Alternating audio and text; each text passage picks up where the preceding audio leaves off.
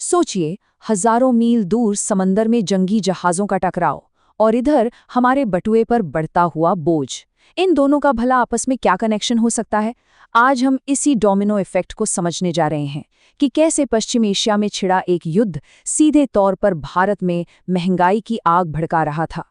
तो ये सब शुरू हुआ पश्चिम एशिया में बढ़ते तनाव से। और जैसा कि यह हेडलाइन साफ बता रही है, ये कोई छोटी मोटी झड़प नहीं थी। नहीं, ये एक लंबा और बहुत ही गंभीर संघर्ष था, जिसके कई हफ्तों तक और खिंचने की आशंका थी। और यहाँ जो भाषा इस्तेमाल हो रही है, वो अपने आप में बता रही है कि तनाव किस हद तक बढ़ चुका था। दोनों तरफ से इतने तीखे बयान आ रहे थे जो हालात को और भी ज्यादा खतरनाक बना रहे थे। मतलब ये सिर्फ एक मिलिट्री एक्शन नहीं था, बल्कि शब्दों की भी एक जंग थी जो आग में घी डालने का काम कर रही थी। और फिर इस लड़ाई में एंट्री होती है एक ग्लोबल सुपर पावर की। अमेरिका के सीधे दखल से ये मामला एक नए और कहीं ज्यादा खतरनाक मोड़ पर पहुंच गया। और इसका सबसे पहला आर्थिक असर, तेल की कीमतों पर मंडराता खतरा। और बस यही वो पहला संकेत था कि ये क्षेत्रीय लड़ाई अब एक वैश्विक आर्थिक संकट बनने वाली है। तो इस पूरी कहानी को समझने के लिए हम इसे 5 हिस्सों में देखेंगे। सबसे पहले ये संघर्ष शुरू कैसे हुआ, फिर इसने ग्लोबल सप्लाई चेन को कैसे झटका दिया, इसके बाद भारत की इकोनॉमी पर इसका क्या असर पड़ा, फिर जानेंगे कि ये संकट हमारी थाली तक कैसे पहुंचा, और आखिर में ये कैसे एक बड़ा पॉलिटिकल मुद्दा बन गया। तो चलिए पहले हिस्से से शुरू करते हैं। एक संघर्ष का जन्म। पश्चिम एशिया में एक बड़ा टकराव छिड़ चुका है, और यही वो पहला डोमिनो था जिसके गिरने से घटनाओं की एक ऐसी चेन शुरू हुई जो सीधे भारत तक पहुंचनी थी। और जैसे ही पहला डोमिनो गिरा, उसने दूसरे को भी गिरा दिया। ग्लोबल सप्लाई को लगा एक जोर का झटका। अब देखते हैं कि कैसे एक छोटी सी जगह पर हो रहे युद्ध ने अंतर्राष्ट्रीय व्यापार के रास्ते रोककर पूरी दुनिया की अर्थव्यवस्था को हिला के रख दिया। लेकिन यहाँ एक सवाल उठता है ना, कि आखिर ये लड़ाई तो हमसे हजारों किलोमीटर दूर हो रही है, तो फिर इसका असर हमारी रोजमर्रा की जिंदगी पर कैसे पड़ सकता है? इसका जवाब छिपा है एक बहुत ही अहम समुद्री रास्ते में, स्ट्रेट ऑफ हॉर्मुज।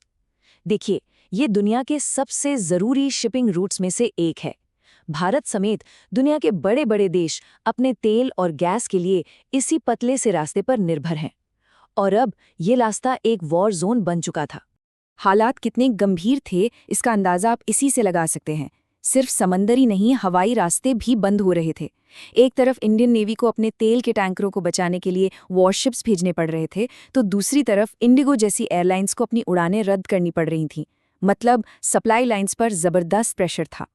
और अब हम आते हैं तीसरे हिस्से पर, भारत की अर्थव्यवस्था पर दबाव। ये जो ग्लोबल शॉक था, अब वो सीधे भारत की इकोनॉमी को हिट करना शुरू कर चुका था, और इसके झटके हमारे घरों तक महसूस होने वाले थे। स्क्रीन पर ये जो एक नंबर दिख रहा है ना, 5%, ये अपने आप में पूरी कहानी कह देता है। ये पिछले 4 सालों में इंडियन स्टॉक मार्केट में एक हफ्ते के अंदर आई सबसे बड़ी गिरावट थी।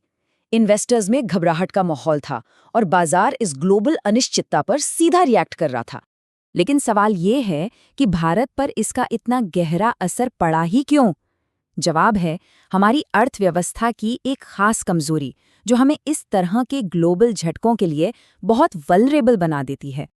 और वो कमजोरी है एलपीजी। जी हाँ, वही लिक्विफाइड पेट्रोलियम गैस जो हम सब के घरों में खाना पकाने के काम आती है। हम अपनी ज़रूरत के लिए बहुत बड़े पैमाने पर इंपोर्ट पर निर्भर हैं। इसका सीधा सा मतलब ये है कि जब भी इंटरनेशनल मार्केट में एलपीजी की सप्लाई या कीमत में कोई भी गड़बड़ होती है, तो उसका सीधा असर भारत पर पड़ता है। अब इस संकट को लेकर 2 बिल्कुल अलग अलग रिएक्शन देखने को मिले। एक तरफ सरकार लोगों से अपील कर रही थी कि भाई घबराइए मत, जितनी ज़रूरत हो उतना ही सिलेंडर बुक कीजिए। लेकिन दूसरी तरफ आम लोगों में कमी का डर इतना ज्यादा था कि पैनिक बुकिंग और भी तेजी से बढ़ने लगी। और अब कहानी का चौथा पड़ाव, आपकी थाली पर कीमत। अब ये पूरा संकट बड़ी बड़ी आर्थिक बातों से निकलकर सीधा हमारे रसोई तक आ पहुंचा। ये वो पॉइंट है जहां मैक्रो इकोनॉमिक्स आम आदमी की जेब पर सीधा असर डालने लगती है। तो होता क्या है, जब सप्लाई कम हो और डिमांड एकदम से बढ़ जाए, जन्म होता है ब्लैक मार्केट का। कर्नाटक में एलपीजी की कमी ने ठीक यही किया। सिलेंडर गैर कानूनी तरीके से बहुत ऊंचे दामों पर बिकने लगे। और दाम जरा सोचिए, 7,000 रुपए, वो भी सिर्फ एक एलपीजी सिलेंडर के लिए जो ब्लैक मार्केट में बेचा जा रहा था। ये आंकड़ा लोगों की मजबूरी और हालात की गंभीरता को साफ साफ दिखाता है। और यहीं पर वो डोमिनो इफेक्ट हमें बिल्कुल साफ तौर पर दिखाई देता है। पश्चिमी एशिया में शुरू हुआ एक संघर्ष अब बेंगलुरु के किसी रेस्टोरेंट के बिल पर गैस क्राइसिस चार्ज बनकर छप रहा था। रेस्टोरेंट मालिकों का साफ कहना था कि भाई हमारे पास कोई और चारा ही नहीं बचा है। और ये मत सोचिए कि असर सिर्फ रसोई और रेस्टोरेंट तक ही था। इसका असर हर तरफ फैल रहा था। दिल्ली में पीएनजी कनेक्शन की डिमांड में 200% का उछाल आ गया। कोल्हापुर में चांदी का काम करने वाले कारीगरों का काम ठप पड़ गया। यहाँ तक कि दवा इंडस्ट्री पर भी असर पड़ा, जिससे पैरासिटामोल जैसी जरूरी दवाओं की कमी का खतरा पैदा हो गया। और ये तो होना ही था। जब भी कोई आर्थिक संकट आम आदमी पर असर डालता है तो वो राजनीति का मुद्दा बन ही जाता है। तो अब हमारे आखिरी हिस्से में हम देखते हैं कि इस संकट का पॉलिटिकल मैदान पर क्या नतीजा निकला। सबसे अहम बात थी टाइमिंग। ये संकट ठीक उस वक्त आया जब देश में कई जरूरी विधानसभा चुनावों का ऐलान हुआ था, और इसने राजनीतिक दांव-पेच को और भी दिलचस्प बना दिया। ये वो राज्य थे जहां वोट पड़ने वाले थे: पश्चिम बंगाल, असम, तमिलनाडु, केरल और पुडुचेरी। और इन सभी राज्यों में एलपीजी की किल्लत और बढ़ती कीमतें वोटर्स के लिए एक बहुत बड़ा चुनावी मुद्दा बन गई, जिस पर हर पॉलिटिकल पार्टी को जवाब देना पड़ रहा था।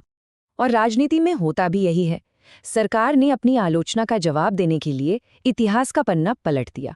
प्रधानमंत्री मोदी ने कोरियन वॉर के टाइम पर नेहरू जी की बातों का जिक्र किया और ये तर्क देने की कोशिश की कि देखिए, ऐसे ग्लोबल संकट का असर तो अर्थव्यवस्था पर पड़ता ही है। तो ये पूरी कहानी जंगी जहाज़ों से शुरू होकर हमारे किचन से गुजरकर राजनीतिक मंच तक पहुंचती है और हमें एक बहुत ही बड़े और ज़रूरी सवाल के साथ छोड़ जाती है कि जब भी कोई ग्लोबल संकट हमारे दरवाजे पर दस्तक देता है तो उसकी असली कीमत आखिर चुकाता कौन है।